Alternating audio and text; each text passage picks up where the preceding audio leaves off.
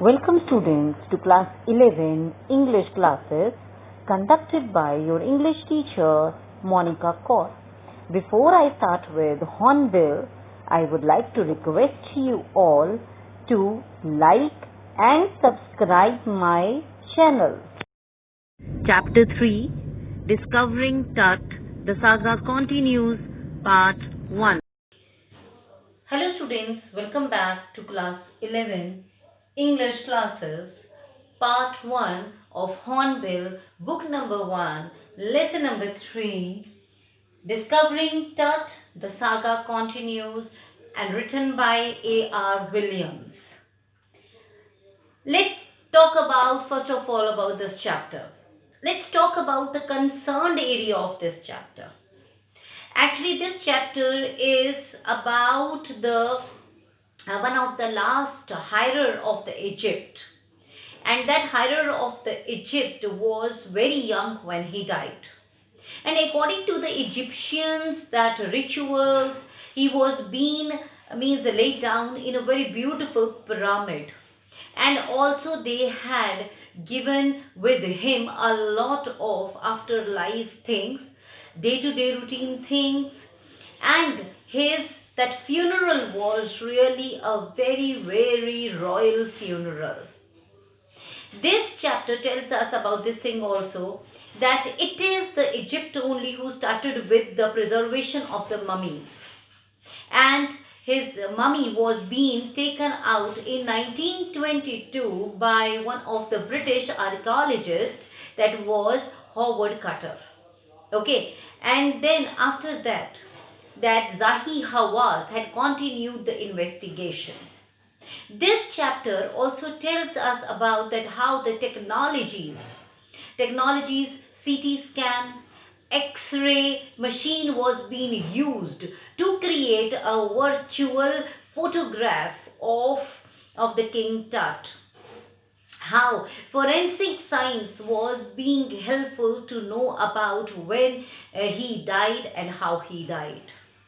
These all things we are going to study in this chapter. Let's have a look onto the outline of the chapter. This chapter tells us about the mystery as well as the theories regarding the life and the death of the youngest ruler, that was go with the name of Tutankhamun, and in short we used to call him Tut.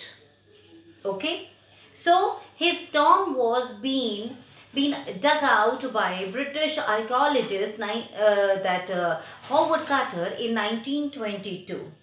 Various process of investigations and findings or the clues were being taken. Then through him we got to know about the life of the ancient Egypt people, especially of the royal people. Okay, not only this, we got to also know that what were the difficulties that were faced by these archaeologists during their investigations. We also study like lifestyles, their beliefs, and their religious background of Egypt. Then rarest informations of pyramids as well as of mummies and their unique way of preservation. Okay, now that his one of the most appropriate it was that his pyramid was really very beautiful, and it helped to unveil the truth of his death. Okay, now a vast knowledge of archaeologists that provide us a better view that how he died. Okay, so let's start students with this only. Let's also first of all let's start with about the author. Here A.R. Williams, who was the author of this real discovery genre chapter. Okay, now A.R. Williams was a former senior writer, and that author used to write for National Geographical magazine. No further notifications are there that whether the author had died or when he born. So, but it was been notified that the author lives in Virginia. It means that the author is still alive. His favorite part of writing was not only onto the National Geographical wonders, but the author was also being very much inclined towards to the science fictions. I hope you people have understood. So let's start with the summary of the chapter. Today in this video I am going to do with you people the summary of page 1, 2 and 3. Okay, so let's start. This story is about Tutankhamun. Tutankhamun, who was known as the last emperor or the heir of an Egypt dynasty. He was just of 9 years of the old when he got that throne, and at the age of 18 he died so mysteriously. So to dug out that mystery, near about January 5, in means that was about that the year was 2005. His tomb was being dug up, and it was near about 6 p.m. Suddenly, it was the belief of Egyptians that if anyone would going to disturb the sleep of Pharaoh, Pharaoh means the emperor, okay, Pharaoh, so then curse would be there. Knowing all these things also, but the curiosity of discovering mysterious death of the King Tut made them to ignore all the truth about the curses. They went on with their discovery. But according to the second archaeologist, that was Zahi Hawas, he told in his notes that that when they dug out the mummy of mummy of Tut, it was really in a bad condition, because already the mummy of Tut was being discovered by the British archaeologist in 1922, by Howard Carter. Okay, at that time, his all the investigation was just a result of excitement and eagerness. That's it. That's why he and his team would not take care of that it was actually required the preservations also. Without means seeing it, they had kept the mummy back, even without taking care of that how much are the things that are not at all being there. Okay, so like this means they were really very much unhappy. But he told to us that also that Howard Carter was really facing a lot of problem when he actually went for the very first time. For the very first time, he went to dug out the coffin from the tomb of the Emperor Tut. Okay. Now the things that Zahi Hawas told us, it was in the words of A.R. Williams. It was that when Howard Carter actually took out the coffin. Coffin means it was a kind of dark clouds was there. Then the speeden up of the air was there, but then also they did not stop. It was a very beautiful afternoon when they did it, and they tried to tell us that how beautiful the coffin was. Coffin was beautiful in the shape of mummy. It was made up of gold. Not only this, that the coffin was made up of gold, but that coffin had 3 chambers. The first chamber was totally filled up with the precious jewels, and on the first chamber's lid or the door, okay, there was the face of the face of Tut was being gilded. Okay, gilded means made, and that was made up of gold only.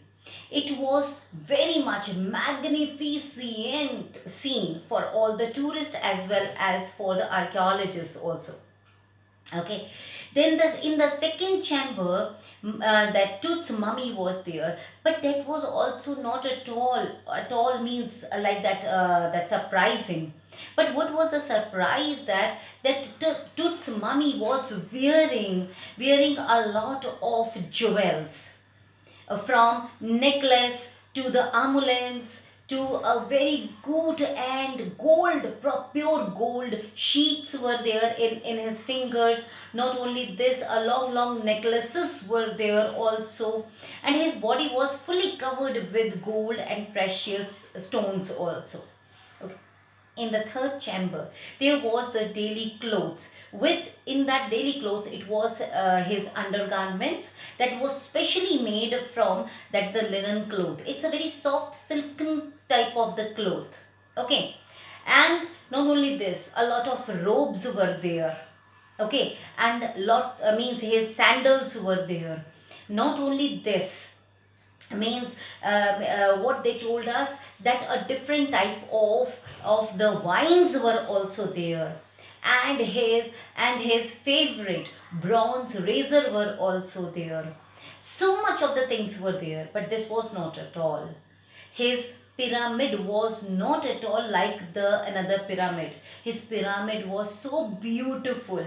It was 26 feet underground, and whole it has a stairs, and whole of the walls were being covered with a lot of decorative murals. Murals means what? A wall paintings. Okay, so it was so beautiful. It was so attractive. Not only this, the boxes of the foods were there, and even the board games were there. Means whole of the things that we needed in our living life, it was being put there with Tut's that coffin also, because Egyptians believe that there is a life after the death. Okay, not only this, students, means Howard Carter, when he took out the coffin, that outside that tomb. Okay, there, means although the tourists were there, but as soon as, because as I told you that the wind was going on and a lot of things were going on, so they thought that the curse had been just blow on them, so they went out from the site of that pyramid. But Harvard Carter did not. And then he was only interested in Tut's mummy, not anything else. He tried to lift up the Tut's mummy, but Tut's mummy was totally solidified. Now, why it was so much hard? Why it was not coming out from the coffin? Because on his body there were spices like cloves were there, raisins were there, and after 3300 years later on, it was for the very first time was taken out by Howard Carter. So means the liquid of the raisins had totally spread on its skeleton or on its mummy, and it had actually hardened the mummy inside the coffin only. Okay, so it was really very much means that difficult for them to take out the mummy. So what they did, they actually put it under the 149-degree Fahrenheit sunlight, but waiting from day to the means that early evening, not even a single point was being melted under such a furnace heated up sun. Then there was no other way. They would not let that coffin outside that pyramid, because if they do so, they could have been in a loss. That because firstly coffin was of gold, and inside the coffin a lot of gold was there. Not only this, the Tut's mummy was also being covered with the gold. Okay, so like this, a lot of things were there. So then Howard Carter decided to cut the limbs, to cut the joints of the mummy, and he did it. And after means unreasonable and disrupted that result, he that put that mummy back in its tomb. Okay. Now, after almost Howard Carter's 40 years, Zahi Hawas and his team took out, and there he found out that many things of that mummy had been missing. The first thing Zahi Hawas told us, it was the cake, that chest, the front chest. Then breastbones were not there. Then rib cage was not there. It was really a nightmare for them. How they would going to now investigate the mysterious death. The mummy was really in a very very bad condition. But then also they took it inside the lab. There, for the very first time, mummy went through the CT scan. There, they also used the X-ray. From each and every angle, they had took the X-ray to get the virtual body of the King Tut, and also wanted to know that what was his exact age when he died. Not only this, students.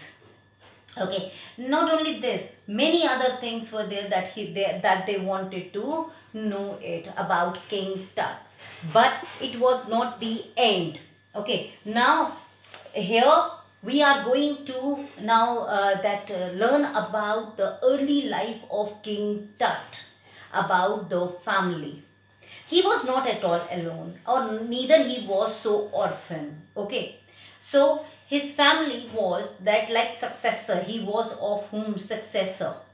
His that grandfather, and his grandfather was Amenhotep III.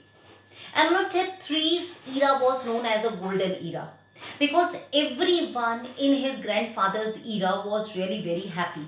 It was a prosperous era. It was a peaceful era because no one other country would try to attack on their kingdom because of their unity, because of their strength.